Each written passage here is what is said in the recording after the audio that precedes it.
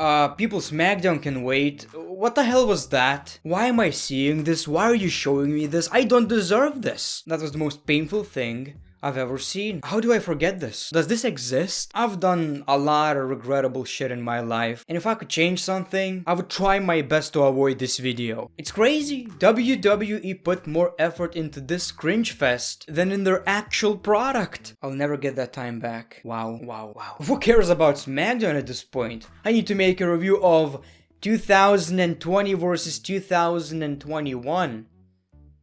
So, Drew McIntyre is tired of 2020, but 2020 is not giving up, you know. He says he's on the spotlight. We saw many people trying to destroy 2020, but 2020 doesn't give up. Until we got the hero, 2021, and he beats 2020. Newsflash, 2021 is just gonna be as bad, by the way. That's not the problem I have with this video. I had goosebumps of cringe. That is not good. I'll never forget this. I don't know why. Why would you do this to me? Why would you create something like this? Why would you put so much effort into this? Happy holidays, my ass. It's ruined now. You ruined it. Thanks, Vince. What have I done to you? I'm gonna show you that I'm a good guy. Oh my god. Welcome to another episode of Greatness of SmackDown. If I'm being honest, dude, a boring episode. I know we got some highlights, and I did like the ending. I think what Kevin Owens did was absolutely amazing. Makes him look like a badass. But the whole story, I don't care. You know, they tried to make it look a bit more important by making it all about family, just like every rivalry now.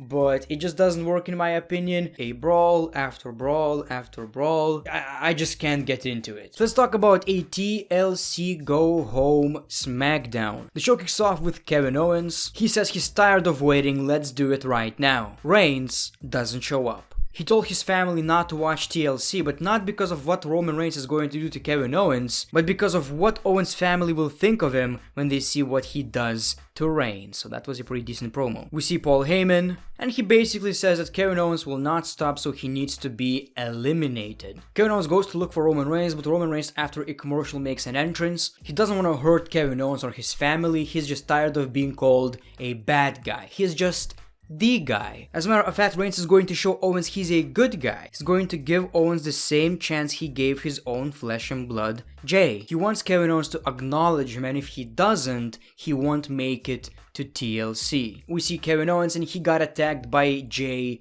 Uso. So they basically beat the living crap out of Kevin Owens, which happened a lot on this show. And that's basically the point. You won't make it to TLC because we're gonna injure you, or something along those lines. You know, like I've said, it's not a bad story. I just don't care. I don't know. I guess the problem is, you know, they never really built Kevin Owens before putting him in a rivalry against Roman Reigns, so now he just doesn't feel as legit as he should feel. We got SmackDown Tag Team Titles match, Robert Roode and Dolph Ziggler versus the Street Profits, and that was actually a very good match. We all know SmackDowns and Raws, especially tag team divisions, are horrendous. But this match was actually very good. We saw a lot of great tag team combinations. For example, this right here. Like, that's awesome. Never seen that before. They probably did it before, I just don't remember. We got a roll up from behind. He used tights for leverage, and the Street Profits won the match. After the match, Dolph Ziggler and Robert Roode were angry, blaming the referee. But the referee said, touch me and I'll suspend you. So the message was clear. I honestly don't have anything to say about this. Honestly, at all. We see Jey Uso attacking Kevin Owens again. We saw the Riot Squad defeating Billie Kay and Tamina Snuka.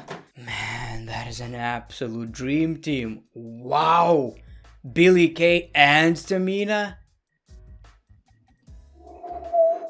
Wow! We saw Carmella's champagne toast, and that was possibly the only sufferable thing she did ever since returning. It wasn't really that bad, I guess. Didn't really make a lot of sense, but I mean, she did okay with what she was given. The promo was way too long in my opinion, and if I'm being honest, I don't remember what she said exactly. My bad. But we got Sasha Banks, we got a brawl, and that was basically it. The more I think about it, it's kinda possible that Carmella is going to win the championship. I mean, they're kinda high on her, they never really gave Sasha Banks a long title reign. It shouldn't happen, but it's possible. But it shouldn't happen. They attacked Kevin Owens again. We saw Otis versus Shinsuke Nakamura. Otis was with Chad Gable. They'll probably give up on it in a few weeks. But yeah, Otis defeated Shinsuke Nakamura and they're happy with the result. Let me repeat that. Otis defeated Shinsuke Nakamura.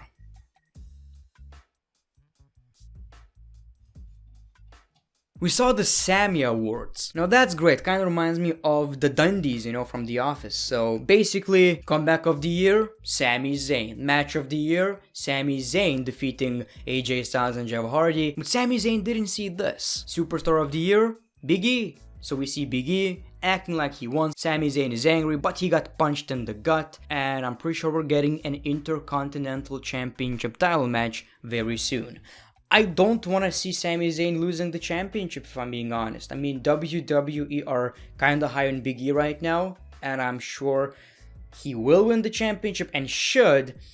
Not right now. Sami Zayn needs to be a champ for at least 5 or 4 months, in my opinion. This guy is way too entertaining, and I believe he's kinda making the Intercontinental Championship relevant again. I mean, he's not a fighting champion, but he cares about the title, so it kinda makes the championship look a bit more important. You saw Bianca Belair versus Bayley, so that's a rivalry. Last time Bayley lost against Natalya, which is still something I don't understand why. It still doesn't make any sense. But in this match, Bayley won. She cheated, but she still won the match. And the closing segment was actually pretty decent. They didn't really say anything new here, but we got this big brawl, with weapons, tables, ladders, chairs, basically hyping up the pay-per-view, and Roman Reigns literally buried Kevin Owens. He left the ring, Kayla is interviewing Roman Reigns, and we see Kevin Owens standing up, or sitting down, looking like a tough guy, and he says he's going to take that Universal Championship at TLC, or die trying. So that was a very good ending. Kinda makes me a bit more interested in the match because this line basically tells me that the match itself is gonna be brutal. And I really hope so. So that was your SmackDown. Let me know in the comments below how did you feel about the show. If I'm being honest, as much as I love SmackDown for a few weeks, I'm just not feeling it anymore. Apparently WWE are going to react to, declining ratings, so I cannot wait to see what's gonna happen. The upcoming Raw is a must watch. Thank you for watching The Great One. Peace, love, and hugs. It's been a pleasure.